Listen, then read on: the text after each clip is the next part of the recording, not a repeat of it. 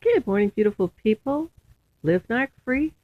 Today we're discovering deep psychology's narcissism in regards to competition.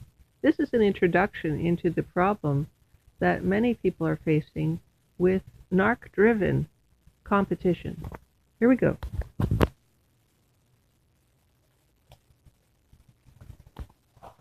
Narcissism's deep psychology, unhealthy competition by the narcissist. How does it work? Well, first of all, a narcissism competition causes to set the stage for alienation of the victim through loneliness, feelings of isolation, and they feel less related to other people. They are now children of a lesser God, and they are further psychoped by the derailment of the ego by the narcissist.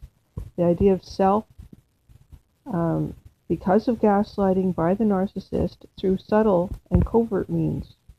Oh, here's an example. Oh, you didn't win the race today. And then, why? And then he'll say, well, I was slower, I tripped over my shoe or whatever. And then he'll give him a kind of roll of the eye, the narc, and then we'll move over to the next person and totally ignore you and your feelings. And this is kind of an idea that happens over and over again. So it's very subtle at first.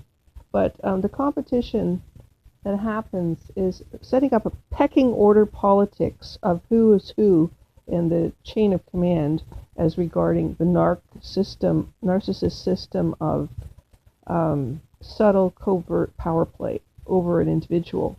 It's done so subtly that hardly noticed. But the feelings are the indicator of the covert action.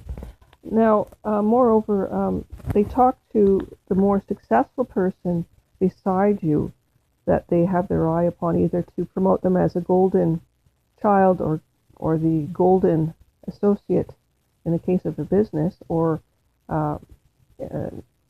relationship, or the narcissist is driven to create this unsanctimonious association between the good and the bad individual to either make you golden or to make you the victim or the scapegoat.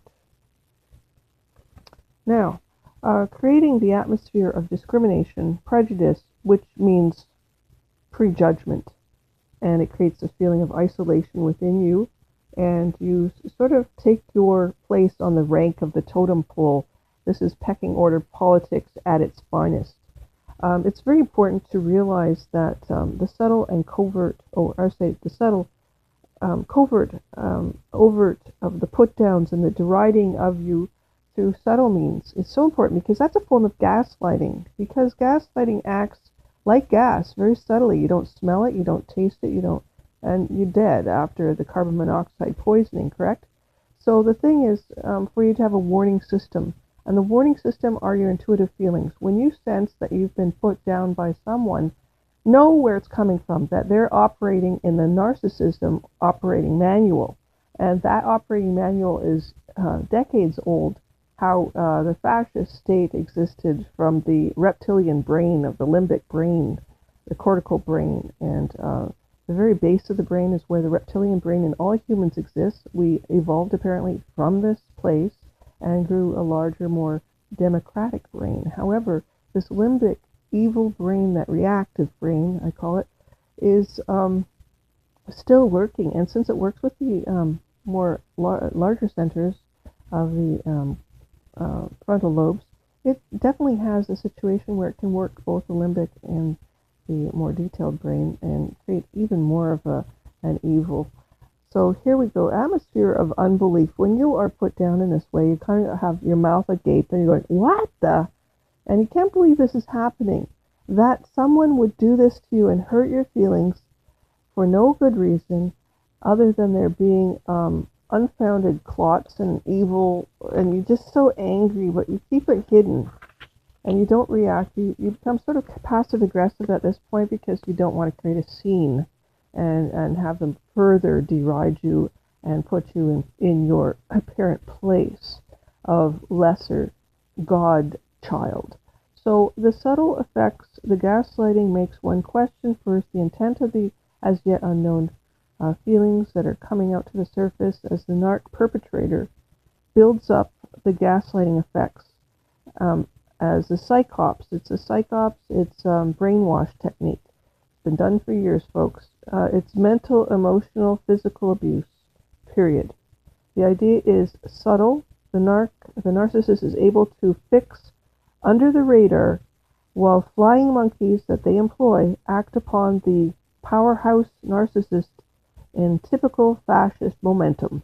It's a scary thought that these people get away with it, and every day they get away with it, and that's why this power elite that is so fascist in its philosophy is based on this model of narcissism and has for years. And if we could get to the bottom of the narcissist's reactive attitude towards others, we might understand our fate, because we are really fated by this momentum.